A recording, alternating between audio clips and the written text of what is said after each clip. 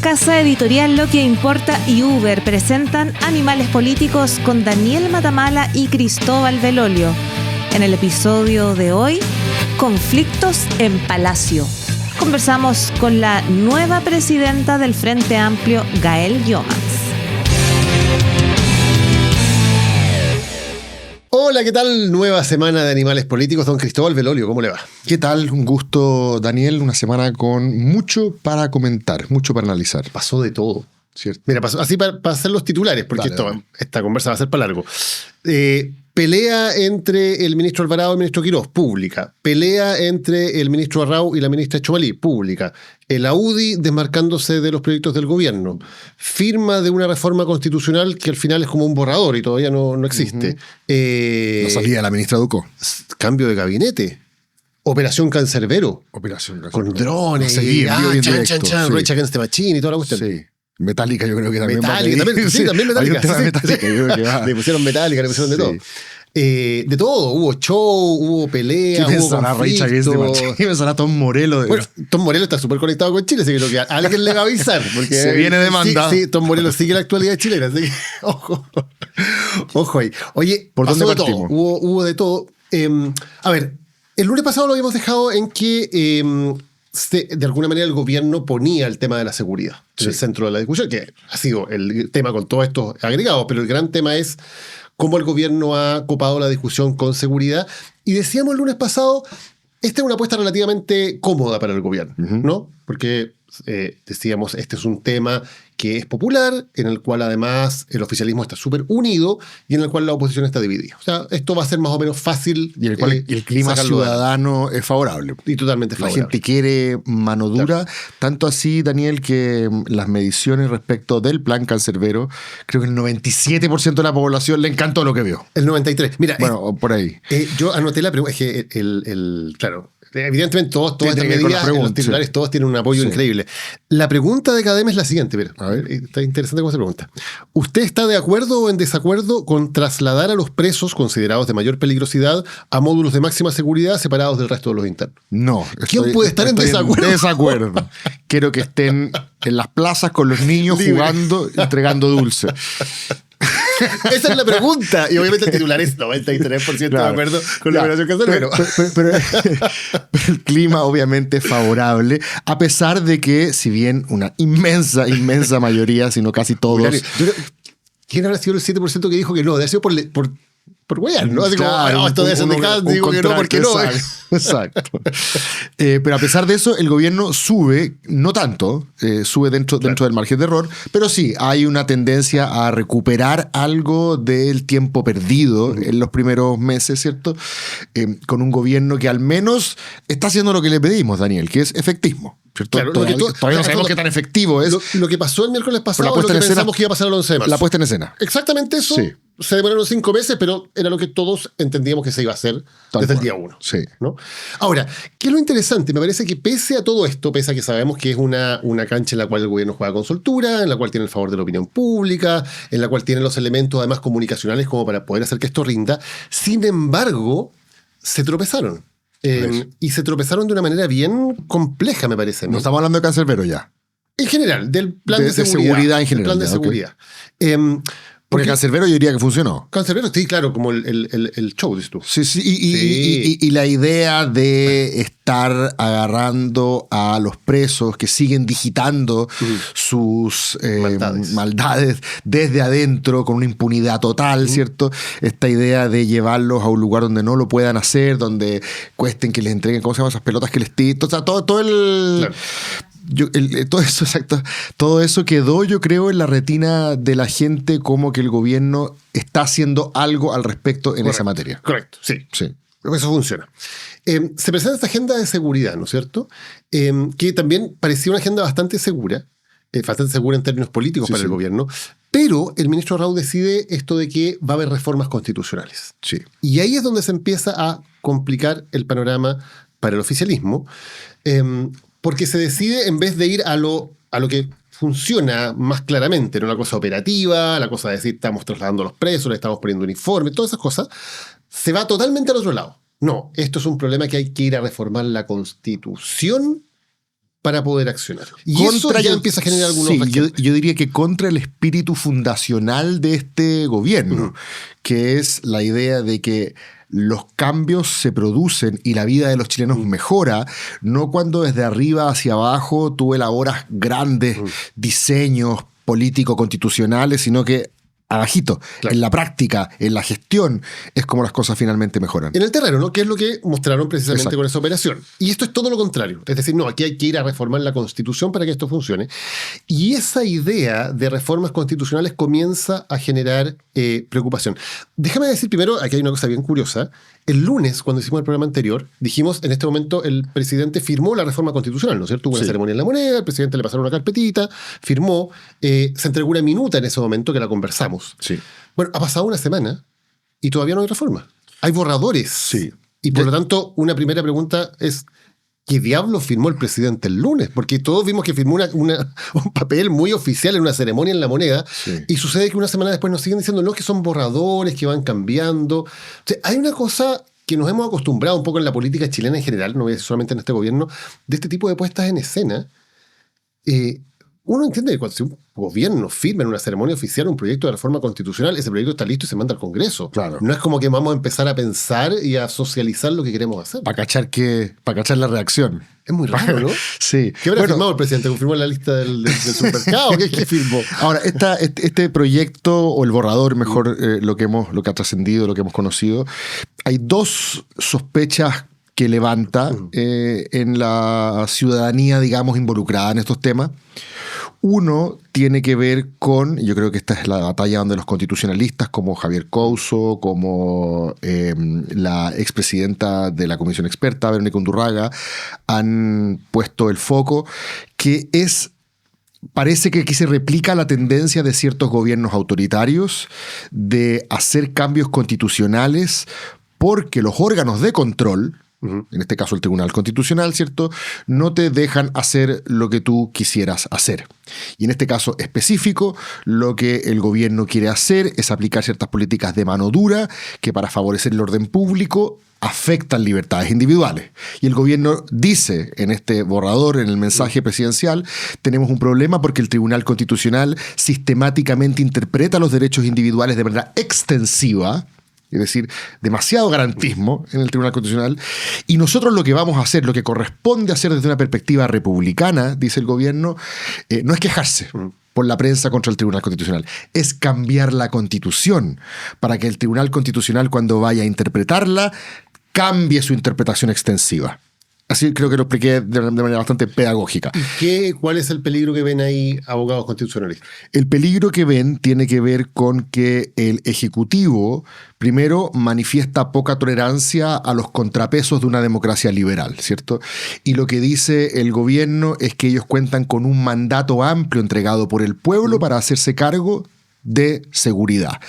Y ese mandato amplio, es decir, como lo hemos conversado otras veces aquí, si democracia liberal tiene dos patitas, democracia y liberal, el gobierno lo que está haciendo, como han hecho otros, es decir, aquí lo que manda es la voz del pueblo, la patita democrática, y no tanto la patita liberal, que es la que me limita la manifestación de la voluntad del pueblo. Por lo tanto, usted, Tribunal Constitucional, está siendo un obstáculo para que se materialice la voluntad del pueblo que está depositada en nosotros y es inequívoca respecto de su intención de darnos más manga ancha para controlar el crimen. Y por lo tanto, si una ley o un reglamento o una resolución arriesga a ser inconstitucional, entonces la solución es cambiar la Constitución. Cambiar el equilibrio en la Constitución, para que después el órgano que lo interprete diga, bueno, ya, pero ahora tenemos otra disposición constitucional, ¿cierto? Ese, yo creo, hay el riesgo más teórico, por así decirlo, es que se esté materializando, y aquí, claro, no van a salir los que dijeron, te lo dije, ¿cierto?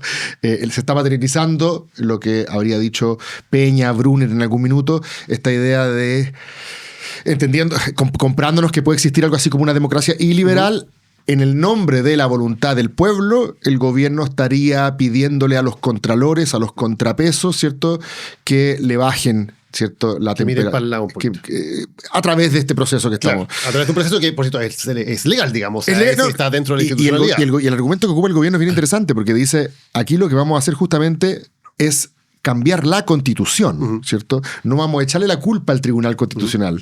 Vamos a cambiar la Constitución para que el Tribunal Constitucional interprete de forma distinta. Y lo que han dicho algunos como Couso, como Undurraga, es que esto es lo que un famoso constitucionalista que ha mirado mucho el caso chileno, de hecho, que se llama David Landau, llama constitucionalismo abusivo. Es decir, ocupar la Constitución para ir limitando las funciones de los contrapesos y aumentando o ensanchando la capacidad del Ejecutivo. Esa es la primera objeción. Sí.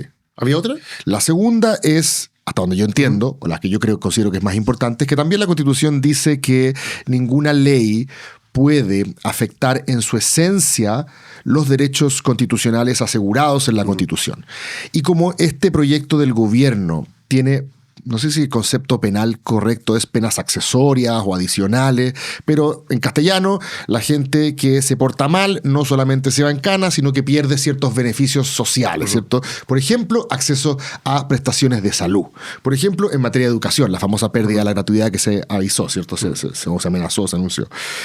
Y aquí muchos dicen, ojo, aquí lo que se está haciendo al decirle a una persona que se va, 15 años en cana y que además va a perder su acceso a la salud, es afectar el derecho constitucional a la salud que la tienen todos, criminales o no. Aquí no hay chilenos de primera y segunda categoría cuando se trata de asegurar derechos constitucionales. Y aquí esa afectación es evidente y eso es lo que da paso a la disputa entre Chomalí y Arrau. Porque hasta ahí, y creo que está muy clara la explicación, uno puede decir, ya, esta va a ser la típica discusión de un poco garantismo versus mano dura, ¿no? Y que es, por ejemplo, lo que ha hecho el presidente del Partido Republicano, que ya están saliendo de nuevo los garantistas, aquí esto es mano dura, y queda bien establecido un clivaje, para ocupar una palabra que nos gusta mucho en este programa, súper claro y que de nuevo es favorable al oficialismo, ¿no es cierto?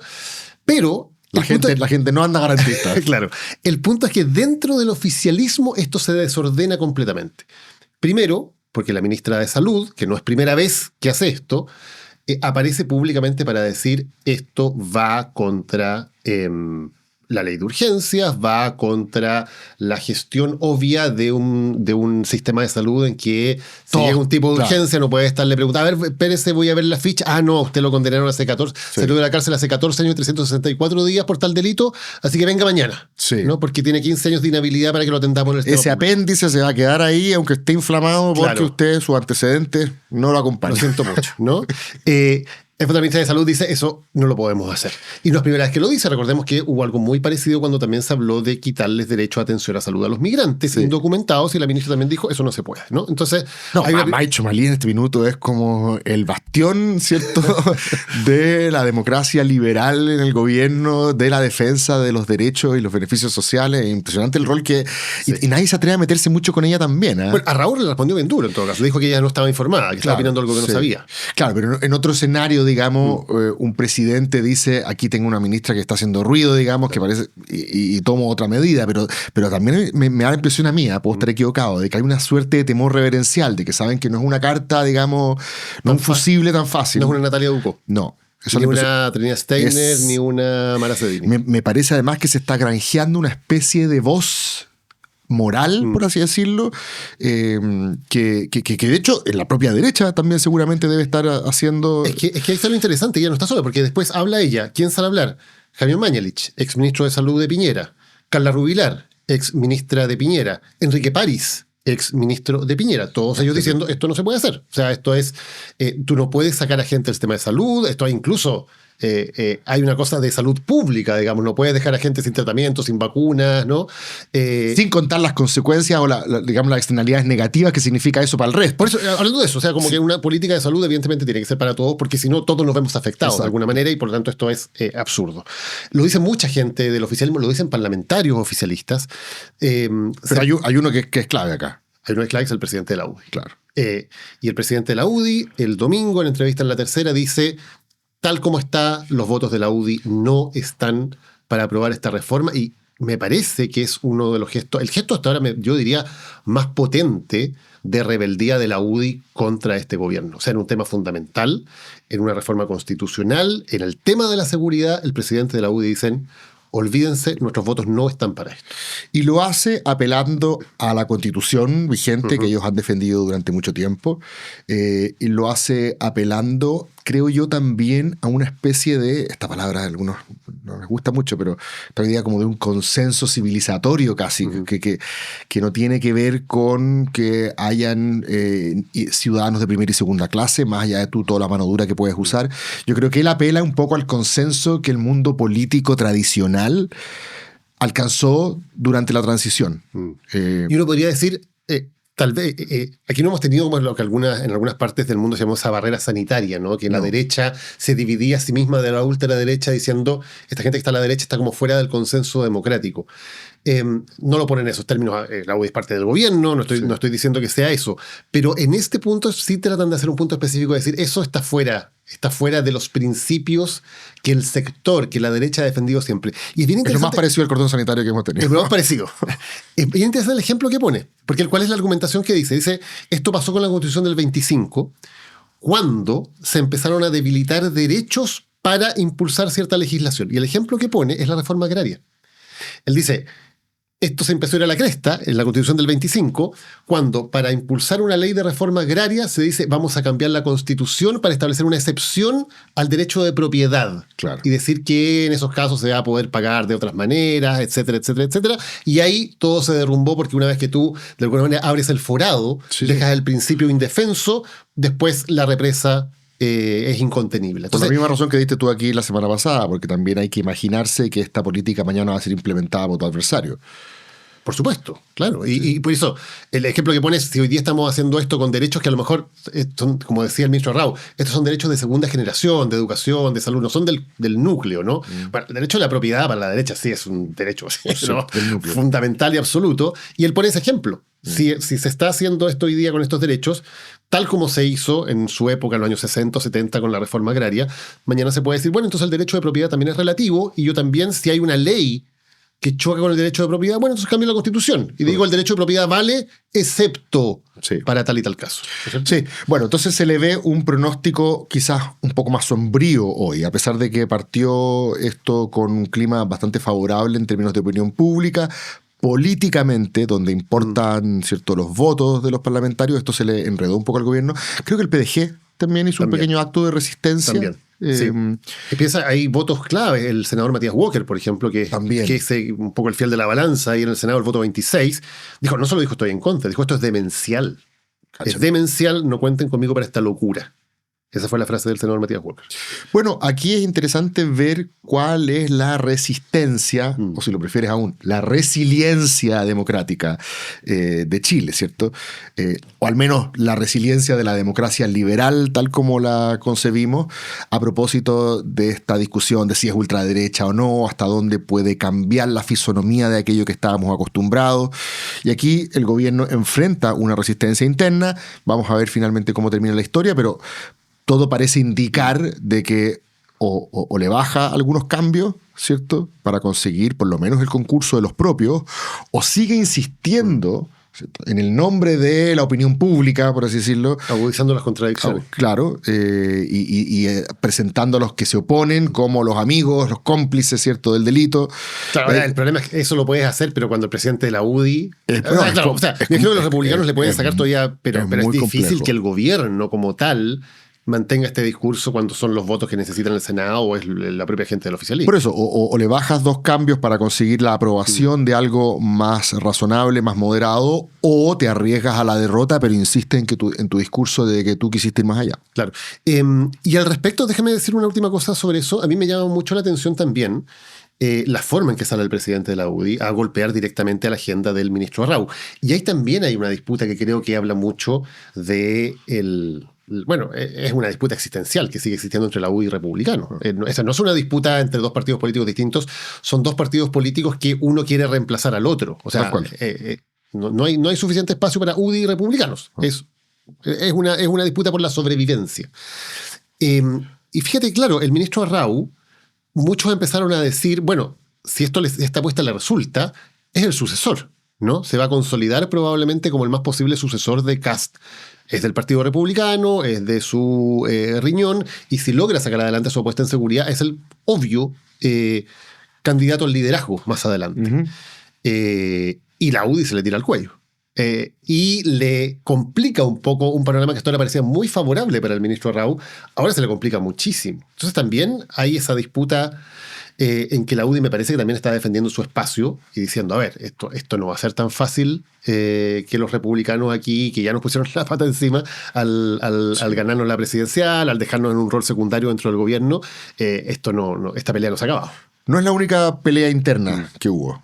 Tú me comentabas fuera de micrófono que también tuvimos un atisbo de conato entre el ministro de Hacienda, Jorge Quirós, y el biministro de Interior y vocero, hoy día, Claudio Alvarado. Que es una pelea de perros grandes, digamos, de pesos pesados. Una Lee Frazier. ¿Me la puedes resumir?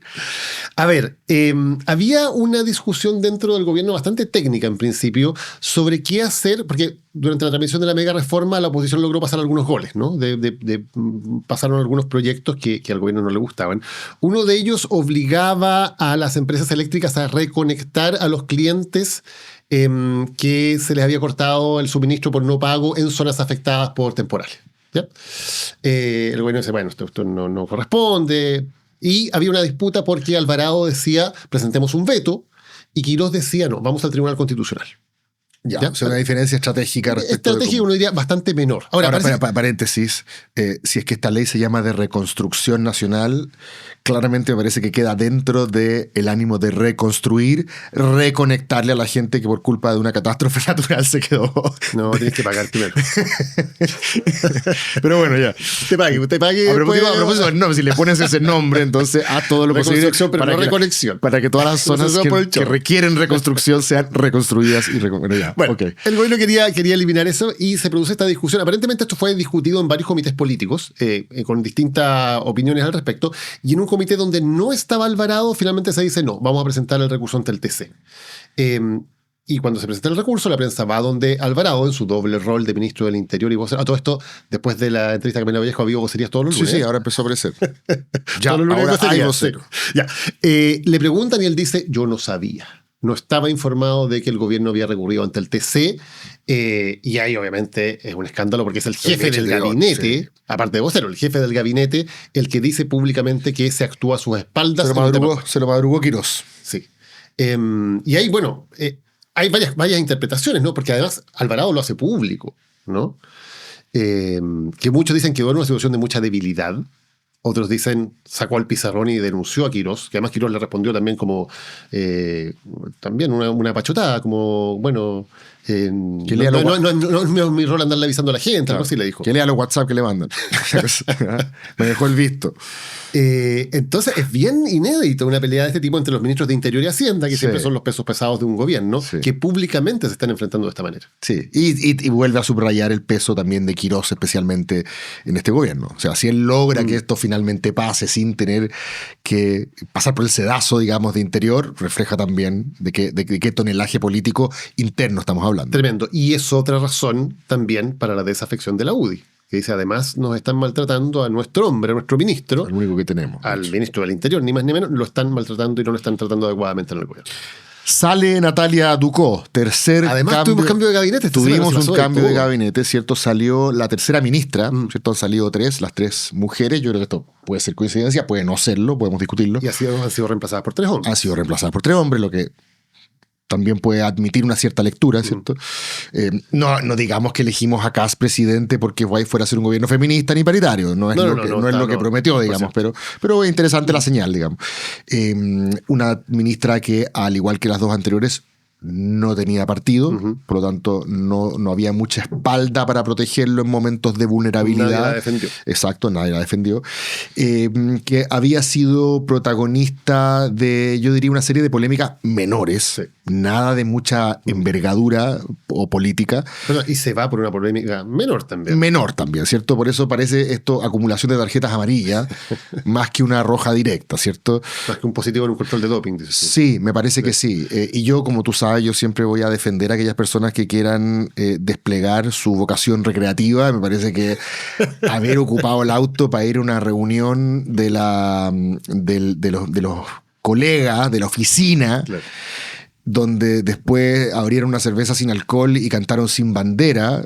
Yo vi el video. ¿Por qué es una cerveza sin alcohol? No, pero es que el carrete era...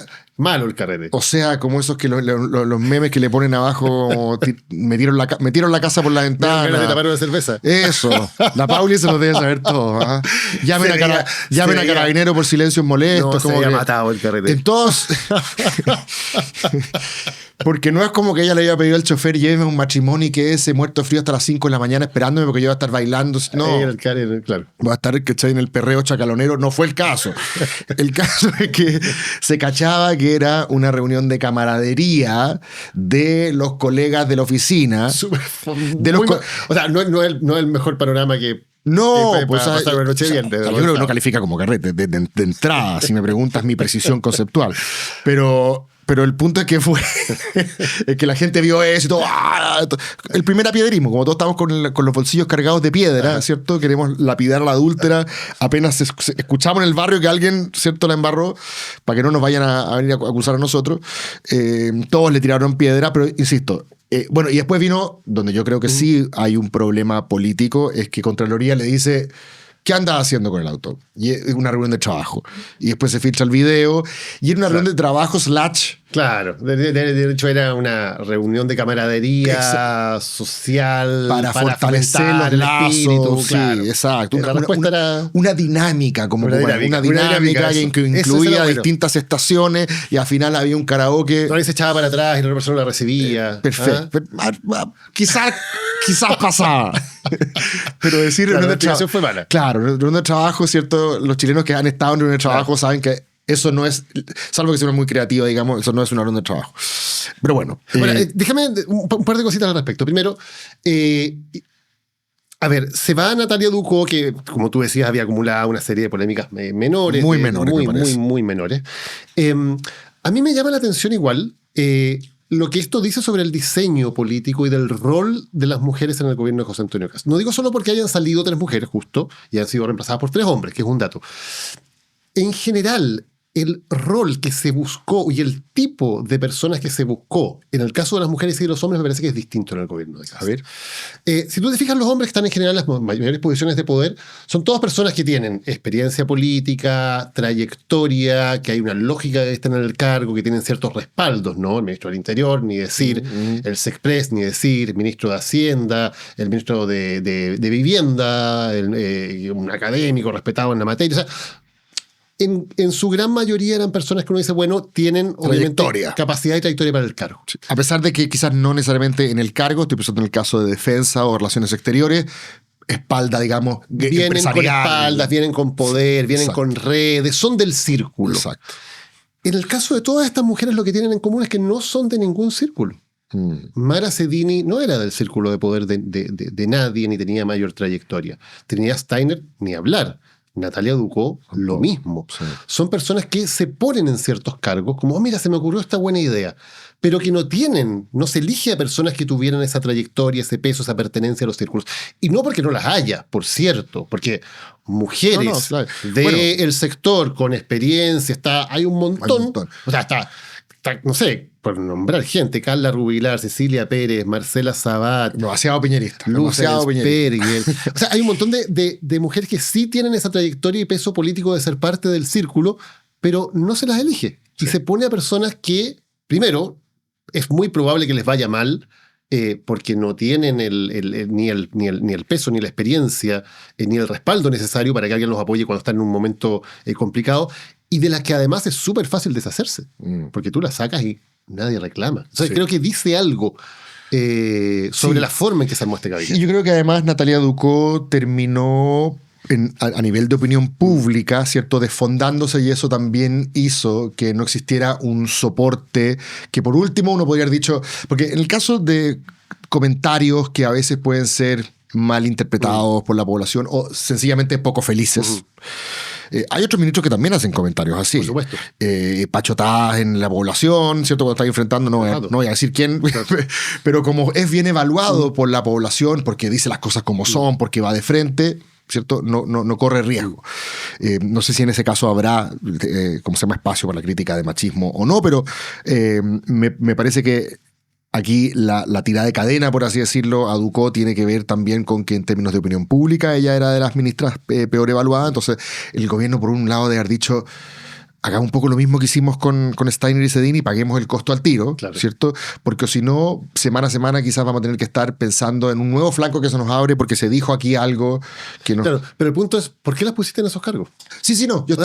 Porque hay esa liviandad con la que elige ciertos cargos que son aparentemente para mujeres, que no son tan relevantes. Yo estoy de acuerdo. Contra la forma en que se elige a las personas que están en el comité político. Ahora, además, un elemento adicional, que no es incompatible con lo que dices tú, es que en el caso de Ducó, así como en el caso que tú has escrito en otros casos, como Francisco Undurraga en Cultura, como Toledo, si no me equivoco, en Medio Ambiente, como en el caso de Lincolao en la Ciencia, son todos ministros, no sé si sabes, nombramos a Ducó, ¿no? Pero son todos ministros que han sido resistidos en el mundo que supuestamente aspiran a coordinar y hasta cierto punto representar. Claro. La gente de la cultura tiene atravesado a Francisco Undurraga porque le parece que navega para el otro lado. La gente del medio ambiente tiene atravesada a Francisca Toledo porque le parece que opera para los empresarios. La gente del mundo de la ciencia y la academia, para qué decirlo, digamos, atravesadísimo a la ministra Lincolao. Y un poco lo mismo yo creo que estaba ocurriendo aquí con Ducó, ¿cierto? Y que, claro, el caso de Ducó tal vez fue menos intencional. Yo creo que ahí fue más bien un error de evaluación, pero en los otros casos hay una intencionalidad de poner a alguien que se ve a sí mismo en un rol más bien de interventor, ¿no? Sí. Como Undurraga, yo le voy a decir a estos apitutados del mundo de cultura, se acabó la fiesta. El desprogre, se le acabó la fiesta, ¿no? Lincolao lo mismo. Aquí se acabó la tontera de los científicos que investigan estudiando posmodernismo feminista en el estallido social. Cosas que generen plata ahora. Sí. Bueno, el caso del Ministerio de Medio Ambiente, ni hablar, digamos, que ya ni siquiera había espacio para el diálogo. Es como una oficina así en el entretecho del Ministerio de Hacienda, digamos, que le firman los documentos. Sumaría también el caso de la ministra de la Mujer, de la que prácticamente no hemos hablado en estos 5 meses, porque ha estado totalmente fuera del radar, pero que también es un poco una persona que se dice aquí, todas las organizaciones feministas, vamos a ir contra ellos, digamos. Y por eso Maicho Malí es la única que pareciera ser la excepción a la regla, y en el caso de educación está en stand-by, ¿cierto? Porque todavía no se ha entrado en detalle a la agenda. Ya, oye, tremenda semana la que hemos tenido. Bien, pasemos entonces a nuestra invitada. Vamos.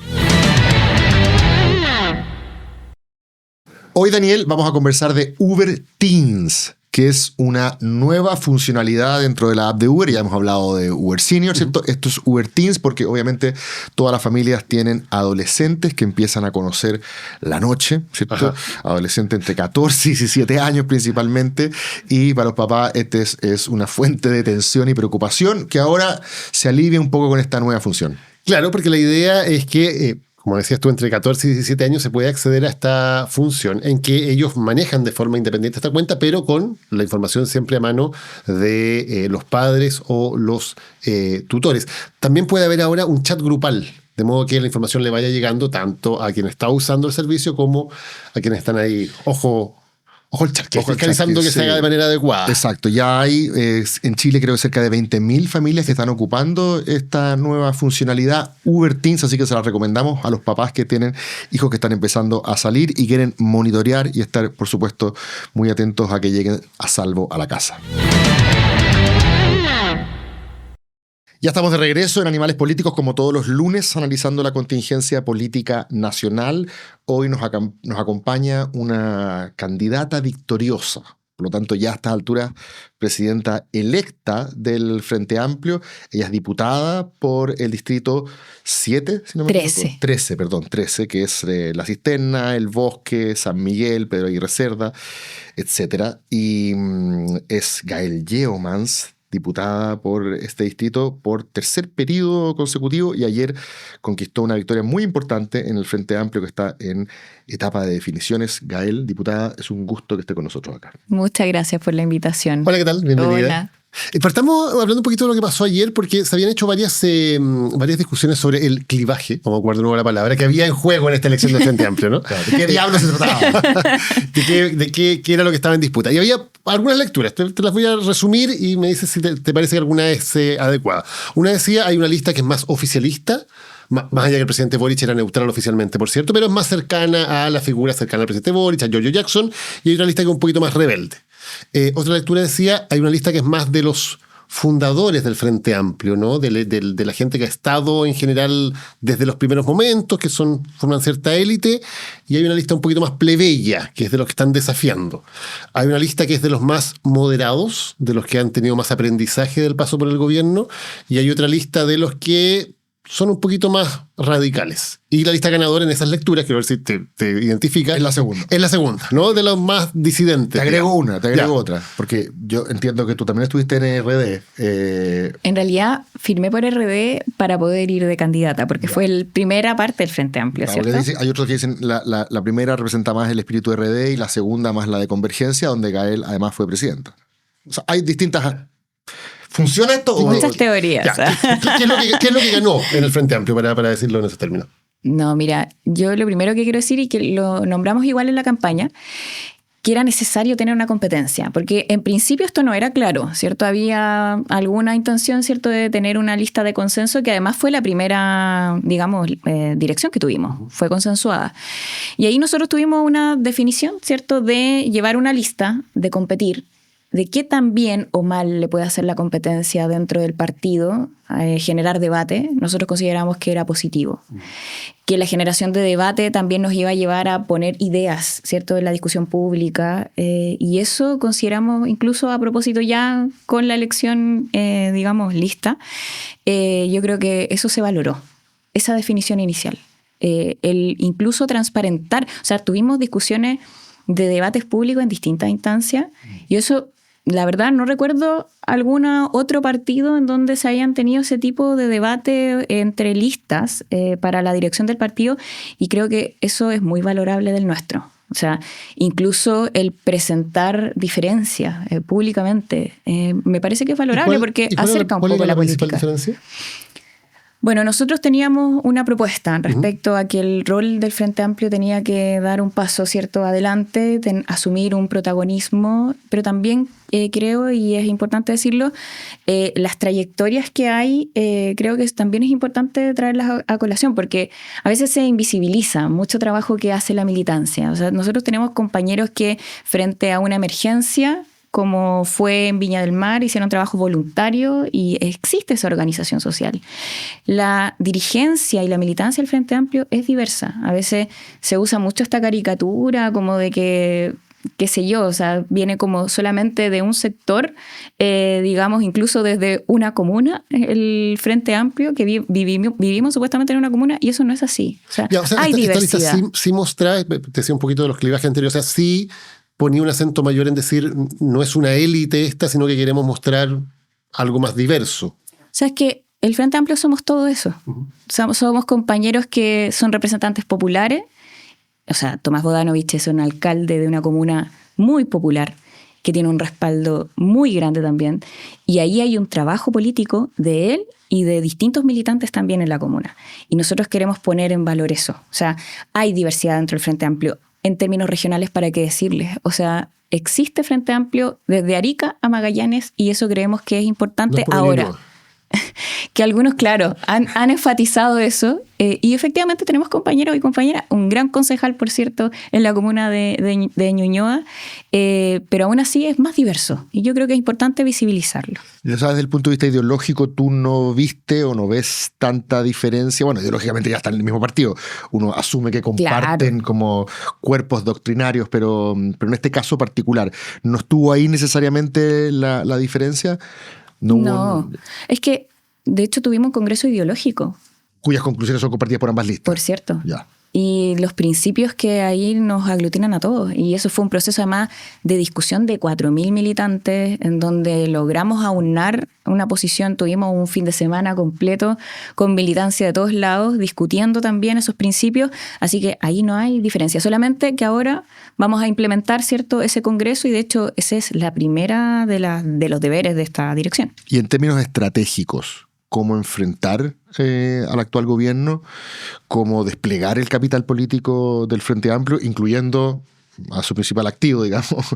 ¿Qué hacer con el jarrón chino los que se transforman los presidentes después de que salen?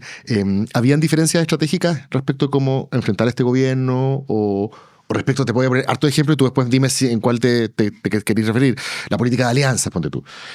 Hay gente que me imagino que debe estar pensando en el Frente Amplio de que frente al avance de las derechas, la única posibilidad es mantenernos unidos con todo lo que encontremos también a nuestra derecha hasta la DC, y otros que deben decir...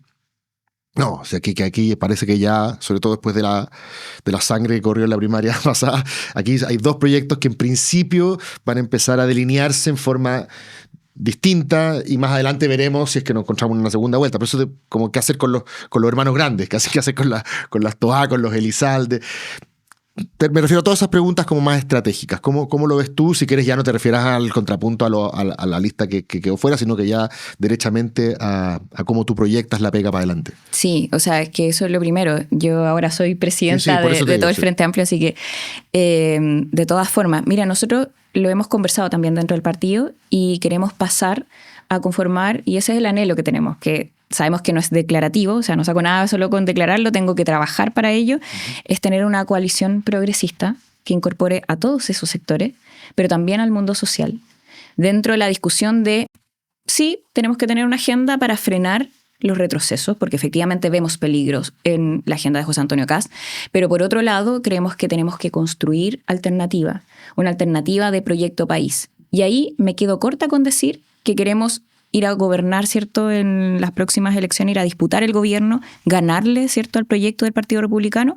Queremos ir más allá. Queremos presentar un proyecto país de 10, 15 años, una coalición que tenga un proyecto de modelo de desarrollo económico, que le entregue certeza, garantía a las personas, hablar sobre empleo, sobre seguridad, sobre cuáles son, digamos, las medidas que no solo estamos planteando para hoy, una agenda para hoy, sino que también para el futuro. Hacia allá vamos encaminando. Entonces, entre la diferenciación o hacia dónde vamos a hacer una alianza predominante, no está nuestra lectura, sino que más bien cómo logramos conformar ese espacio. Tú dices armar un proyecto para los próximos 10 o 15 años, pero hoy día probablemente para la gente es difícil saber qué piensa el Frente Amplio, ¿no? Porque sabemos lo que pensaba el Frente Amplio original, el programa de gobierno de Beatriz Sánchez, o el programa de gobierno del presidente Boric, que decía un montón de cosas.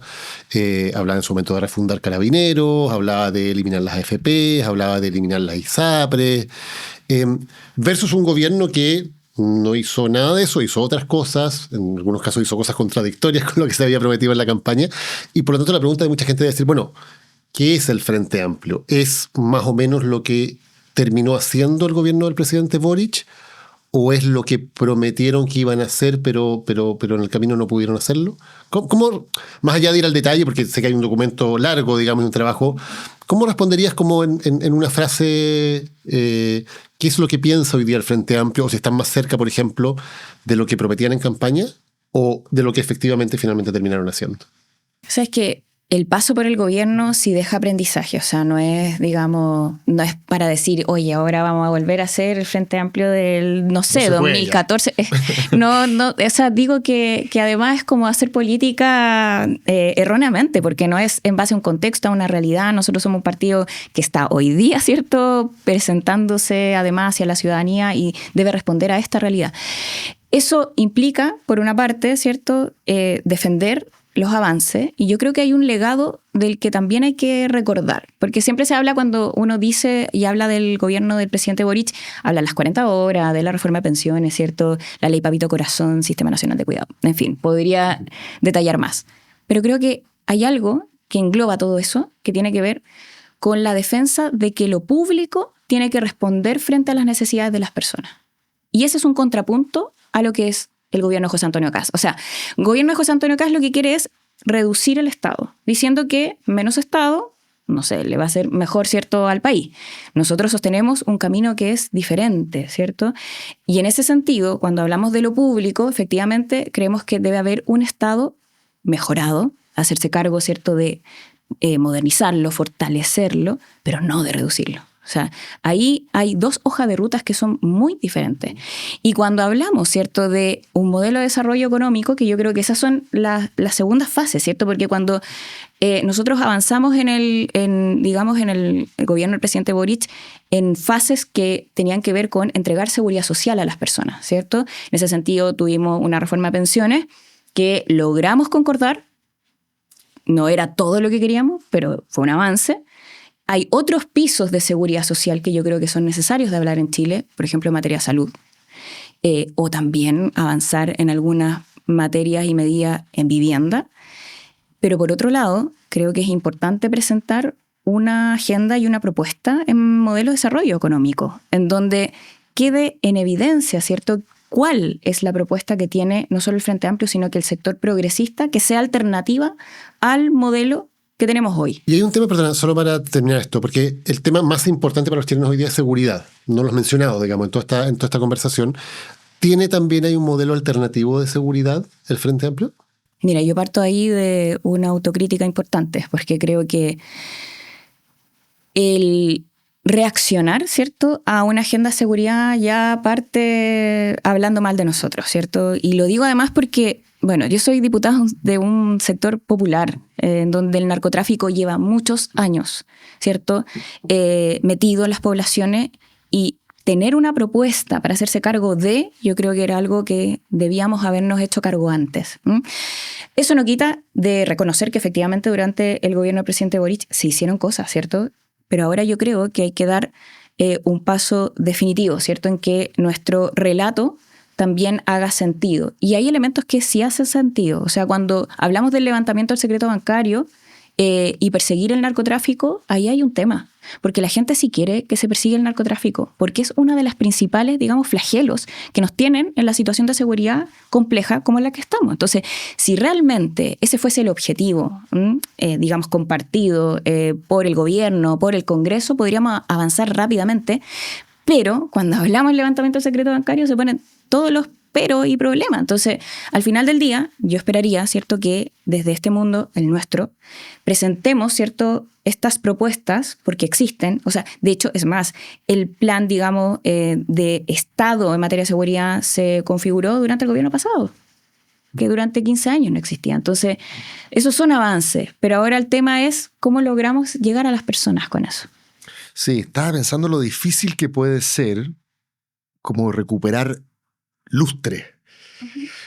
Porque cuando el Frente Amplio aparece, ¿cierto?, en un momento en el cual las ofertas políticas tradicionales están a la baja, ¿cierto? El estallido social finalmente funcionó como un acelerador de ese proceso, pero ya venían a la baja.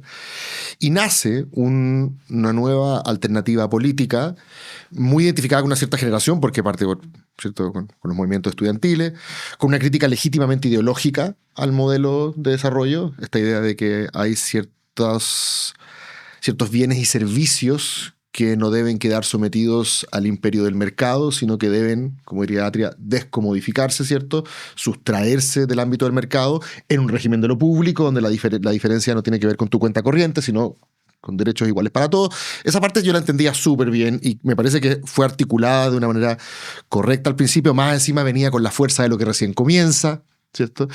Los hijos de la concertación, como decía alguna vez Michelle Bachelet, criticando a sus padres por haber administrado dócilmente la herencia del dictador en vez de haberla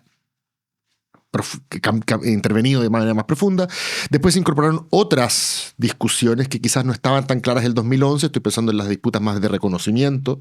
Se incorporaron la defensa de derechos de los pueblos indígenas, claramente el feminismo. Llegó Crispi a decir que era la bandera de la izquierda en su momento. Y entran al poder de una manera, como algunos dirían, anticipada, muy jóvenes. A destiempo, decía Peña. No habían construido todavía redes en el mundo empresarial, mediático, cultural, y se enfrentan con un presidente de 36 años, ¿cierto? Y más encima, más o menos como su generación gobernando. Y más allá de las canas, ¿cierto? En esos 4 años, muchos le dijeron que había sido un gobierno en práctica, que se podría aplicar probablemente para el actual también en muchas cosas. De hecho, creo pero como que perdió lustre. Era la generación dorada, ¿cachai? En 10 años ganaron todo. Bueno, tú ganaste las 3 elecciones seguidas, 2017, 2021, 2025. Habla un poco también de ese éxito electoral. Invictos. Y en 4 años de repente les cambia la agenda, por muchas razones que podemos conversar. Proceso constituyente mediante. Y como que pierde brillo el proyecto, ¿cierto? Y ahora hay que volver a darle ese color, esa atracción, en un momento en el cual la población parece estar privilegiando principios que no necesariamente son esos que originalmente se enarbolaron. Entonces, qué difícil producir ese proceso, ¿no?, de reencantamiento. Es que ahí veo que, a ver, las personas hoy día, al menos lo que también esas sensibilidades, no solamente la recojo de la campaña que tuvimos, que uno habla con los militantes, sino que también de mi ejercicio como parlamentaria, que conversó con las personas también, y eso en general también nos da una suerte de termómetro.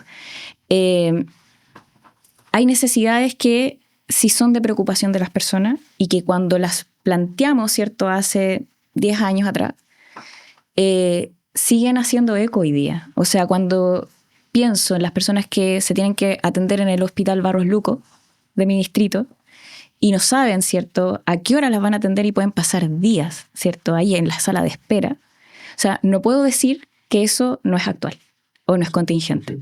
Entonces, hay aspectos, ¿cierto?, que nosotros planteamos en nuestra agenda, digamos, inicial, que todavía están vigentes. Pero Gael, hay un punto ahí también, que en el fondo eso era mucho más fácil decirlo cuando ustedes eran oposición. Pero hoy día tú dices eso y probablemente lo que toda la gente está pensando es, pero si ustedes gobernaron 4 años. ¿Y qué hicieron al respecto? ¿Cómo mejoraron esos puntos? O sea, es mucho más difícil cuando tú vienes de haber gobernado, de haber tenido las riendas de la moneda. Y esos problemas, no se solucionaron en los 4 años. No, sí, yo eso lo entiendo y creo que, mira, es más, siempre hay que tener apertura a la autocrítica. Yo algo que valoro de ser militante del Frente Amplio es que es un proyecto muy autocrítico y es flexible también para entender que, oye, en esto quizás nos equivocamos, en esto no lo logramos. O sea, por ejemplo, con el CAE, lo hemos dicho, y no tenemos problema con admitir, ¿cierto?, que debiéramos haber hecho tal cosa, debiéramos haber empujado más en tal momento. Creo que el Frente Amplio en ese sentido tiene la capacidad de poder presentarse a la ciudadanía y ahora sí, lo que me parece más importante, no solo ser autocrítico, sino de que a propósito de eso, tener un plan de acción que te permita decir, oye, nosotros estamos recogiendo ahora este punto, ¿cierto? Y claro, y hablando precisamente de este congreso ideológico, porque ustedes salen del gobierno y hacen este proceso como de los partidos de antes, ¿no? Que son procesos como muy participativos, así que se desembocaban, como se dice, en un congreso y en una serie de documentos. Yo leí como los documentos, ha habido harta conversación, y probablemente una de las críticas que se ha repetido es que para ser un partido tan joven, hay algunas cosas que son un poco antiguas, ¿no? Por ejemplo, se habla, entre otras cosas, de la idea de superar el capitalismo. Y uno se pregunta, a estas alturas, ¿es como una conversación realista cuando todas las democracias desarrolladas a las que nos queremos parecer en el mundo son capitalistas? Distintos tipos de capitalismo, por supuesto. Noruega es muy distinto a Estados Unidos, Suecia es muy distinto a Argentina, lo que quieras. Pero son países capitalistas. No es que el capitalismo haya sido superado por otra idea mejor de cómo armar una sociedad que funcione. ¿No suena un poquito siglo XX, no suena un poquito anquilosado estar hablando como de, en vez de, por cierto, cómo mejoramos el capitalismo, cómo lo combinamos de mejor manera con políticas sociales, como han hecho en muchos países del mundo, hablar de superar el capitalismo? ¿No es un poco quedarse en el siglo XX? Sí, yo eso lo enlazo también a la crítica a decirnos socialistas, ¿cierto? Que también va como enlazada. Que es una de las definiciones principales del socialista feminista. Sí, y yo en eso, mira, a ver, el socialismo siempre fue, mirando hacia atrás y su desarrollo histórico, un proyecto pensando hacia futuro, ¿cierto? Y así lo pensamos hoy día. O sea, no es que queramos volver a recetas o cómo fueron los socialismos del siglo XX. O sea, no lo entendemos desde ahí. Ahora, también sé que es desafiante pensarse hoy día un socialismo que sea viable, un socialismo que responda a las necesidades de las personas, un socialismo que tenga los pies en la tierra, porque en el fondo también sabemos que estamos haciendo política en Chile, ¿cierto? Con las condiciones, además, digamos, del modelo económico, social, ¿cierto?, existente, y por lo mismo en ese contexto en el que nosotros lo tenemos como orientación, ¿cierto? Son nuestros anteojos con los que hacemos política y así, por ejemplo, pensamos que en un país tan desigual como el nuestro es un tema hablar de la desigualdad, ¿cierto? Es un tema hablar de la distribución de la riqueza, es un tema hablar de garantizar, por ejemplo, ciertos derechos o de un modelo efectivamente que es neoliberal y que seguimos sosteniendo que es necesario superarlo. Pero hay una confusión ahí entre neoliberalismo y capitalismo, que obviamente son dos cosas. El neoliberalismo es una de las formas muy específicas de algo mucho más amplio que el capitalismo. Y que efectivamente además es la forma que tiene en Chile. Pero por eso digo, o sea, son digamos, lentes, es el marco desde el cual nosotros hacemos política. Y hacemos política acá en Chile. Y por lo tanto, en Chile, la fase que tiene, digamos, el modelo es neoliberal. Entonces, en ese sentido, nosotros hacemos política pensando con esa dirección, con esos principios, y también eso implica que tenemos que llevarlo a la práctica con un programa. Me parece bien, fíjate. ¿Qué te parece bien? Me parece bien que uno entregue orientaciones ideológicas claras para que la gente sepa qué es lo que está en discusión. No me gusta que se oscurezca, que se difumine cuáles son tus estrellas polares, entendiendo que son un poco eso, son estrellas polares como que quieres avanzar hacia allá, y después está la discusión conceptual de a qué te refieres por socialismo, a qué te refieres. Pero yo esperaría de un partido de izquierda que me dijera que no le gusta el mundo tal como es y que quiere cambiarlo, ¿cierto? Porque hay cosas que le parecen injustas y la mano humana, a través de la elaboración de mejores instituciones políticas y económicas, va a poder generar esa... Sería raro que un partido, digamos, de izquierda no tuviese esa beta literalmente progresista. Uno podrá estar en desacuerdo en lo sustantivo, ¿cierto? Con ellas. Un libertario decir, no, pues yo pienso el mundo de otra manera distinta.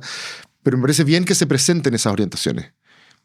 Esto lo podría decir no porque está solamente todo acá, lo podría decir con Johannes Kaiser acá sentado. O sea, que el tipo se llame Partido Nacional Libertario, o sea, que ponga sus credenciales ideológicas sobre la mesa, le da a Chile, creo que una diferencia con otros pensando en sistemas políticos que no funcionan tan bien, en el cual los partidos nacen para apoyar a una persona con nombre y apellido y mueren después de que se acabó la elección, y tú nunca cachaste en realidad qué es lo que estaba mucho en juego. Claro, como una papeleta en Perú, por ejemplo, y no tienes idea de qué te están hablando. Exacto. Y a propósito del partido que hoy día poco está al alza en teoría, que es el que dice que no es facho ni comunacho, pero me falta que me diga, entonces, ¿qué es? Ajá. El partido de la gente. Es un no estás en contra de la gente. Es un liberalismo plebeyo, un liberalismo con ojota, no sé, que me dé coordenadas más o menos para saber qué es lo que esperar, ¿cierto? Y a propósito de eso también, porque al final del día, durante como los últimos momentos, igual hemos visto una derecha que se dice, ¿cierto? Nosotros somos valientes, decimos lo que pensamos y para dónde vamos. Y desde la izquierda, ¿por qué no podemos decir lo que pensamos, para dónde vamos y cuáles son nuestros marcos, ¿cierto? Entonces, eso es lo que también creo que es lo rescatable del Congreso ideológico que tenemos. Además, por cierto, no somos el único partido en Chile que se dice socialista dentro de sus principios. O sea, es parte de, digamos, incluso nuestros aliados también lo son. Entonces, creo que le hace bien, no solo para nuestra política y nuestras definiciones, tener un marco, porque efectivamente para un militante decir, mira, milito en tal cosa porque piensa más o menos estos principios y eso me identifica, sino que también, y eso es lo que nosotros queremos poner a la práctica, es el desafío de cómo esos principios los encarnamos en una propuesta concreta. Y la consistencia paga. José Antonio Kast no se movió de su escritorio. La opinión pública cambió y dijo... Ahora me interesa lo que dice él, pero sería raro que el Frente Amplio ahora dijera ni machista ni feminista. Como que no. Claro, pero también a veces se abre un abismo que es demasiado grande entre decir, mira, para allá apuntamos cuando venimos saliendo de un gobierno que no es que haya avanzado para allá, anduvo como por ahí. O sea, cuando decimos queremos superar el capitalismo y el gobierno del cual el Frente Amplio presidía rescató a las ISAPRES, por decir algo. Por dar un ejemplo, entre muchos, uno dice, bueno, puede ser tanta la diferencia, no es demasiada diferencia entre esta especie de simposio en que decimos nos gustaría un mundo ideal que fuera así, pero cuando nos toca gobernar lo que hacemos es súper distinto, en verdad. Es que ahí yo veo que, bueno, primero uno hace política en los contextos y con la fuerza que tiene, ¿cierto? Ahora, con la reforma de pensiones, yo ahí defiendo harto la reforma de pensiones, porque sé... Sí, la ISAPRES te decía. Sí, yo ahí creo que fue una reforma, es que fue una reforma compleja, o sea, no puedo, digamos, decir lo contrario. Y por eso digo también que sí necesitamos una reforma a la salud, que está pendiente. Y no hay problema y no hemos tenido problema en el Frente Amplio con reconocerlo. Pero con respecto a las de pensiones, que también nos han cuestionado lo mismo, ¿cierto? Y ahí yo creo que es importante primero decir que en seguridad social sí avanzamos. O sea, efectivamente, en tener ahora un seguro social que sea además cotizado por los trabajadores, aunque sea de 1,5%, digamos, de la remuneración, bueno, es un avance. Y de ahí se puede pensar en un futuro, ¿cierto? Si es que está resultando bien y es valorado, poder dar de nuevo una discusión que amplíe, por cierto. O sea, es que la seguridad social es muy importante porque al final del día es lo que le da sostén a las personas, ¿cierto? El poder decir que el día de mañana me voy a jubilar, ¿cierto? Y contar con una pensión que sea decente es algo que en Chile debemos sí o sí garantizar. Y en eso hemos caminado y se logró durante el gobierno del presidente Boric. Sí.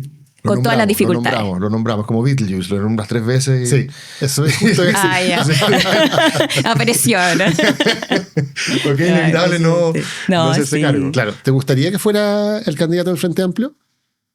Mira, lo que pasa es que, bueno, sí, es verdad que nos han preguntado harto esto, pero es que el presidente Boric es un liderazgo muy importante para nosotros y no está de más decirlo, y creo que es evidente el cariño que tiene. Además que para nosotros como Frente Amplio es uno de los liderazgos que no solamente hoy día va a ser política, sino que sabemos que tiene una proyección grande, pero es una definición que necesitamos dar dentro del partido. Y esto además lo recojo porque, o sea, uno de los debates más importantes que dimos solo para estar bien. No es que están diciendo estamos esperando la definición de él. O sea, todo es proceso dialogado. Sí. Pero si él dijera yo quiero ser candidato, ¿el Frente Amplio se cuadra detrás de él o no es tan automático? O sea, es que tiene que ser un proceso dialogado, porque la militancia sí tiene una voz, una opinión, y de hecho lo que más recogemos del proceso de elecciones es eso también. ¿Sí? No es como el líder natural, como se decía de Lagos, por ejemplo, que es el líder natural del sector. Y lo o sea, el líder natural lo es. Ya es. Pero no puedo decir, ¿cierto?, que Pacho la definición... Dice que era el líder sobrenatural, Lagos. No, porque hay algunos a los que les costó más que a otros imponerse primero como primus inter pares, como se dice, estoy pensando en el caso de Piñera, y que una vez que después fueron presidente, prácticamente fueron incuestionados por su sector. Te pongo un ejemplo, o sea, Kast se va de la UDI porque para el 2017 la UDI le dice, pero no hay nada que discutir. O Bachelet, obvio, bueno, claro. Bachelet también. Bachelet deja la presidencia y es evidente que si ella quería ser candidata, la respaldaban. Y hemos tenido aquí a analistas como Ricardo Solari, ¿cierto?, diciendo que él cree que en el mundo frente amplista hay más liquidez por una cuestión generacional, que no es tan obvio. Que hay otros liderazgos también. Claro. Y a propósito de eso... tenemos varios liderazgos. Lo pregunto al tiro. Quizás no sería interesante desde ese punto de vista explorar, ¿cierto?, parafraseando a Íñigo Errejón, con alguien que no solamente tenga retórica de asaltar el palacio, sino también de sacar la basura. Es decir, aquellos que están haciendo gestión, ya no se puede decir territorio, así que en las municipalidades... Nosotros lo decimos mucho. Estoy pensando en el instructivo que circuló. ¿Cómo se llama? Estoy pensando en Bodanovich, estoy pensando en Ripamonti, estoy pensando en Altman, en Valdivia, como en aquellas alcaldías donde el Frente Amplio ha demostrado no solamente una retórica, digamos, progresista, como sea, sino que también una gestión que ha sido reconocida por los vecinos. O sea, sí, nosotros valoramos mucho lo que hace nuestro alcalde, además que, a ver, hay una discusión muy interesante respecto al municipalismo, ¿cierto? Si hay una visión de municipalismo que pueda ser transformadora, que hacerse cargo de sacar la basura, ¿cierto?, y de los problemas más cotidianos de las personas, también es una forma de acercar la política, ¿cierto?, con soluciones reales a quienes hoy día lo están pidiendo, ¿cierto? La puerta de entrada que siempre se dice, y que no solo de los alcaldes, también los concejales, los cores tienen un rol ahí que a veces no se nombra, pero quiero aprovechar de decirlo. Y me parece que ese debate en el Frente Amplio ha sido muy enriquecedor respecto a al trabajo que han realizado nuestros compañeros, pero también entendemos que hay liderazgos ahí que se proyectan. Pero mira, llevo, digamos, ¿cuántas horas de...? Estamos pidiendo definiciones muy luego. No, pero además porque creo que, y voy a sostener eso, o sea, eso es una discusión que tenemos que dar como partido. Lo que sí... Claro. Vamos a anticiparla para poder llegar bien, porque creemos que el Frente Amplio debe estar en condiciones de disputar las próximas elecciones y llegar en los mejores ámbitos. O sea, somos el partido más grande de Chile, estamos orgullosos de eso, tenemos que parecerlo, no solamente serlo, así que vamos a llegar con una propuesta que también signifique ir a ganar las elecciones. ¿Anticipar? ¿Cuál es el No, paso? que digamos, no tenemos, o sea, por eso decía, como esto, estamos Ya. recién empezando, pero sí tenemos en vista que queremos dar un debate, ¿cierto? Llegar en mejores condiciones para poder ganar esa elección. Ya, pero hay una primera definición que no es un cupo que esté asegurado para alguien, digamos. O sea, No, en ningún ya. caso. O sea, Sí, es una conversación que va a ser abierta y con los implicados también. Otra cosa, una definición que sí me parece que es importante, con esto yo voy al menos cerrando. Se suele decir, tú podrás estar de acuerdo o no, pero se suele decir que Republicanos fue exitoso replicando el mismo modelo de negocios del Frente Amplio. ¿Qué quiere decir esto? Que el Frente Amplio fue donde los papás y le dijo, nos parece que ustedes son la izquierdita cobarde, ¿cierto? El neoliberalismo con rostro humano no es suficiente, ¿cierto? Nosotros queremos ir más allá en las transformaciones.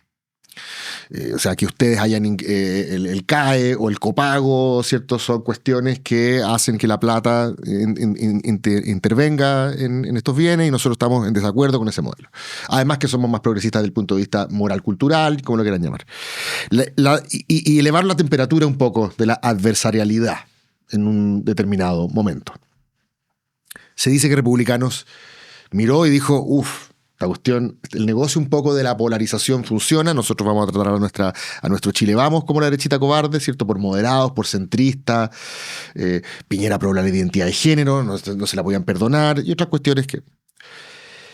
Hoy tenemos, ¿cierto?, a Republicanos y al Frente Amplio, que acaba de gobernar el Frente Amplio, ahora gobierna Republicano, y la pregunta es, mucha gente se plantea, ¿tú crees que esta cuestión de subrayar la adversarialidad y por lo tanto quizás a veces también desde el punto de vista del diálogo político aumentar la estridencia para hacer el contrapunto, esa es una alternativa? Y hay otros que dicen, no, a los chilenos les gustan los consensos, los acuerdos, volver a un espacio como de mínimo común denominador y por lo tanto también hay que cambiar el diálogo. Y otros que dicen, no, esa cuestión está muerta, eso ya...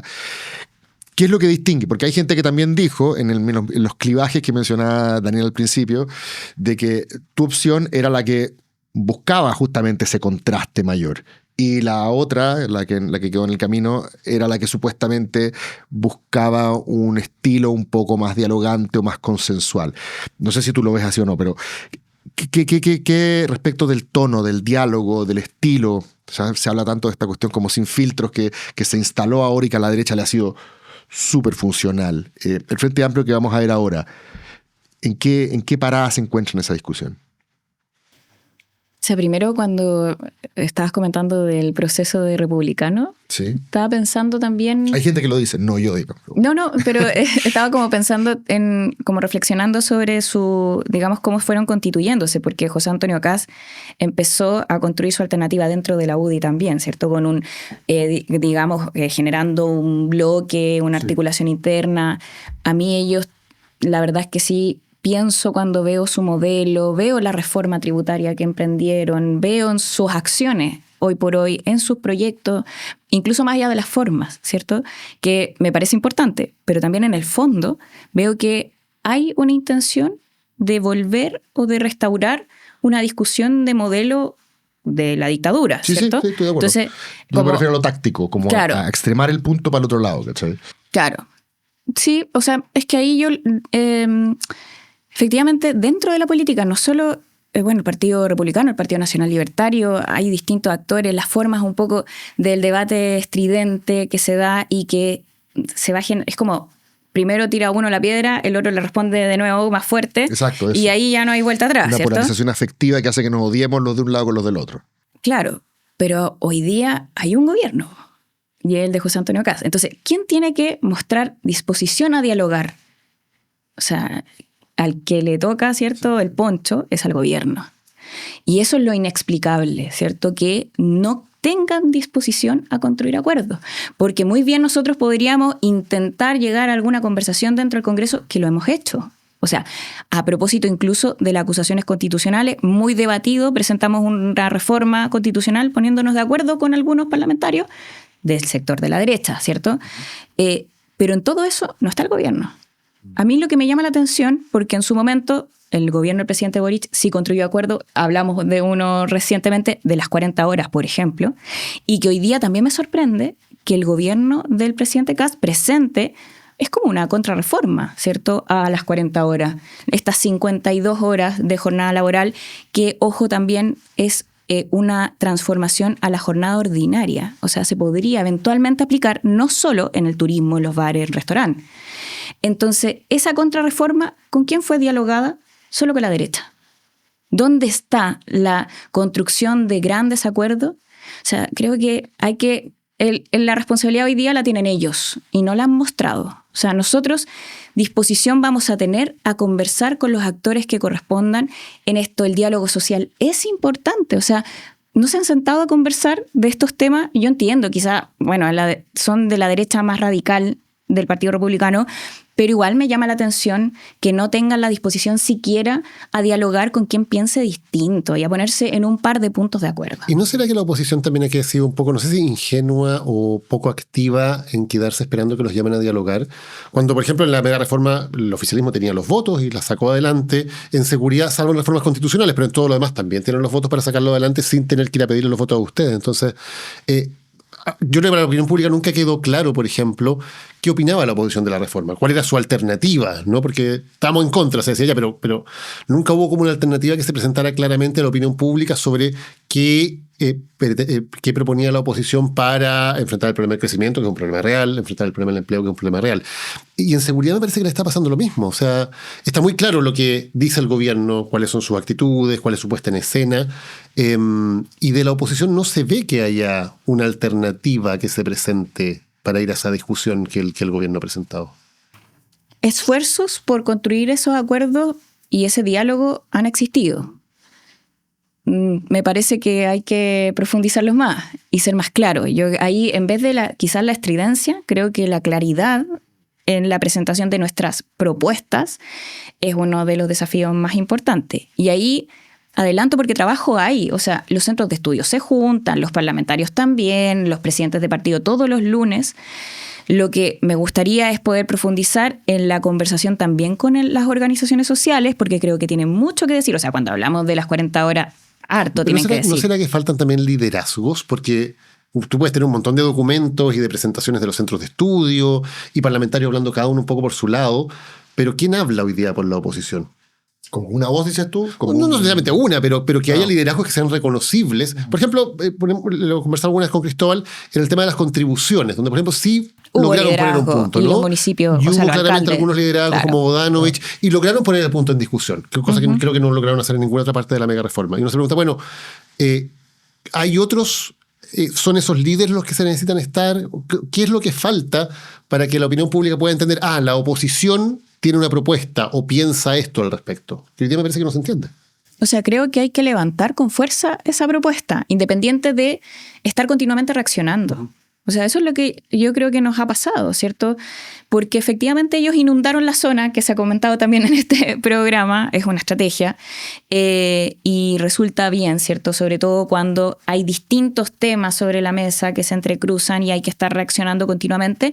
Y yo creo que eso está bien, es parte de lo que tenemos que trabajar, pero por otro lado, el tener una agenda propositiva que muestre nuestro camino alternativo es necesario. Pero además porque, ojo, cuando se habla de crecimiento económico o más bien de la creación de empleo, acá no hay proyecciones de creación de empleo. O sea, ni en la reforma tributaria presentaron esas proyecciones, ni tampoco ahora con el plan laboral. No hay números que den certeza de que su plan de disminución de derechos de los trabajadores vaya a crear más empleo.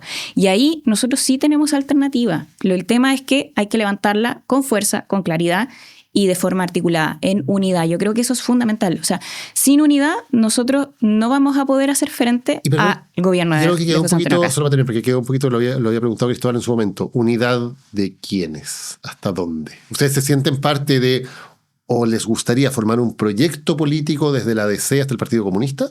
¿O creen que tiene que ser más restringido, más allá de que pueda haber obviamente acuerdos tácticos, apoyarse en segundas vueltas, por supuesto? Pero ¿cuál es el proyecto político? No, nosotros estamos y tenemos la intención de generar un diálogo, y eso es lo que pretendo hacer, ¿cierto?, como presidenta del Frente Amplio, generar un diálogo profundo con todos los partidos del mundo progresista, incluso también con las organizaciones sociales. O sea, creemos que deben ser parte de la conformación de esta unidad y de una coalición progresista. Estamos pensando en algo más amplio. Sabemos que no en todos los puntos tenemos coincidencia, vamos a tener más de alguna diferencia, pero ponernos a conversar, ¿cierto? No solo a reaccionar y tener una agenda, digamos, que defienda, sino que también en la propuesta. Y encontrémonos ahora, porque en 2 años más, en 3 años más, vamos a estar de nuevo frente a elecciones. Y yo creo que los chilenos y chilenas también necesitan, ¿cierto?, que tengamos una contrapropuesta a lo que es un gobierno de ultraderecha. Sí, ya se ha difuminado un poquito los contornos, creo yo, de esa contrapropuesta. Mira, frente a la reforma económica, justicia social, y frente a la reforma de seguridad, derechos individuales. Esos han sido los 2 relatos que se han mantenido. No digo que hayan sido conscientemente pensados así, pero estoy tratando como de sintetizar todas estas apariciones de Bodanovich, cuál era el principio de fondo que estaba en discusión con el tema de contribuciones. Me pareció que justicia social se modeló como una... Y ahora que se está hablando de ampliar las facultades represivas del Estado, con... el punto que ha defendido el mundo progresista son los derechos individuales y beneficios sociales eventualmente asociados. Así que por ahí va a ir la pega. Es que deberían haber límites, ¿cierto? Yo creo que cierto. En seguridad es lo que al menos me parece que incluso puede ser coincidencia hasta con quienes son de derecha. Sí, bueno, de hecho eso... Sí, claro, y sin duda ha sido así. El presidente de la UDI está diciendo que hay puntos de la gente que no va a aprobar. Gal Llomans, nueva presidenta del Frente Amplio, muchas gracias por habernos acompañado. Muchas gracias a ustedes por la invitación. Animales Políticos. Un gusto, diputado. Un gusto también. Ya, hasta el próximo lunes, Cristóbal. Nos vemos el lunes. Nos vemos, chao. Animales Políticos fue presentado por Uber y por Casa Editorial Lo que Importa. Dirección ejecutiva, Daniel Matamala. Producción general, Paulina Barrales.